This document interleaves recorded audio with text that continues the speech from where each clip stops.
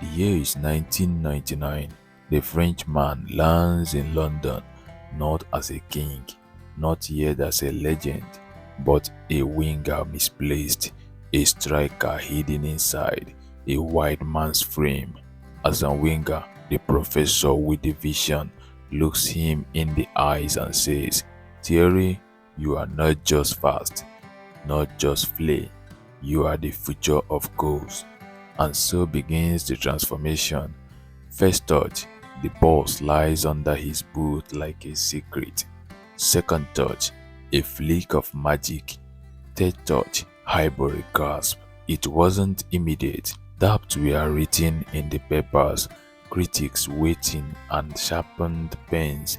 But Henry was sculpting something beautiful, a striker who would glide, not grind, a forward who would dance past defenders like they are shadows of grass. Goals followed. 1, 2, 20, more.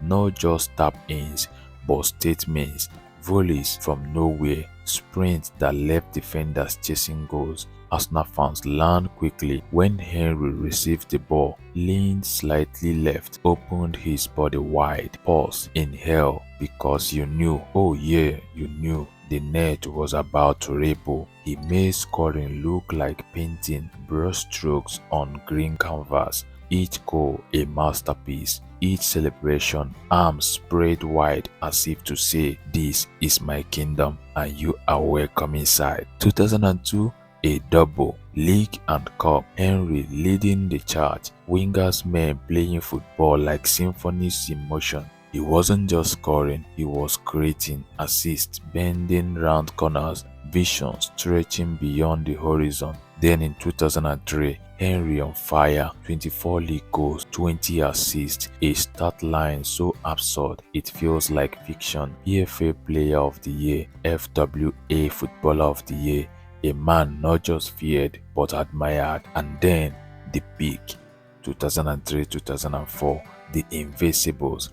Remember that season, that 8 games, not a single loss, a feat whispered in pubs, chanted in stands, etched in immorality. Henry at the heart, 30 goals, a striker, a leader, a magician in red and white. Highbury shook that year.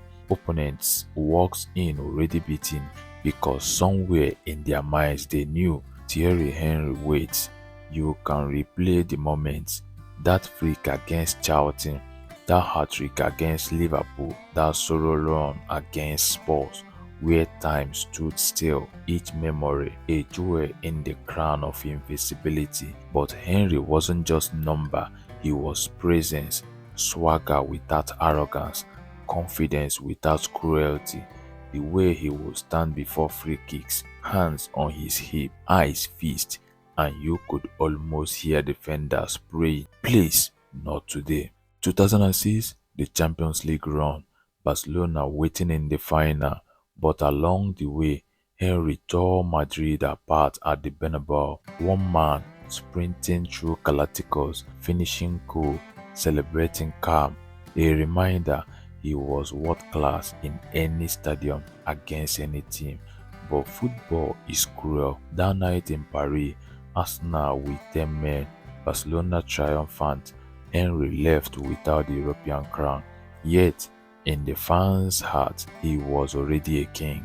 And when the time came to leave in 2007 to chase new dream in Catalonia, Highbury had already whispered goodbye. Emirates was new, but the soul was still his. He left as Arsenal's all-time top scorer, 226 goals, countless memories, an identity woven into the club's DNA. Yet, the story wasn't over because Kings returned. 2012, a lone spell, brief, fleeting, but powerful. Leeds in the FA Cup. Henry comes on, older, slower, but when the ball reaches his feet, you know the script. Core, far corner, arms widespread, the Emirates erupted, fans crying, commentators losing weight, time bent, and for one night only, Henry was back, reminding everyone that legend never fail. Thierry Henry, not just a striker, not just a scorer, but Arsenal embodied. He gave us pace, power, precision. He gave us elegance, arrogance, artistry. He gave us memories that stitched themselves into the fabric of football.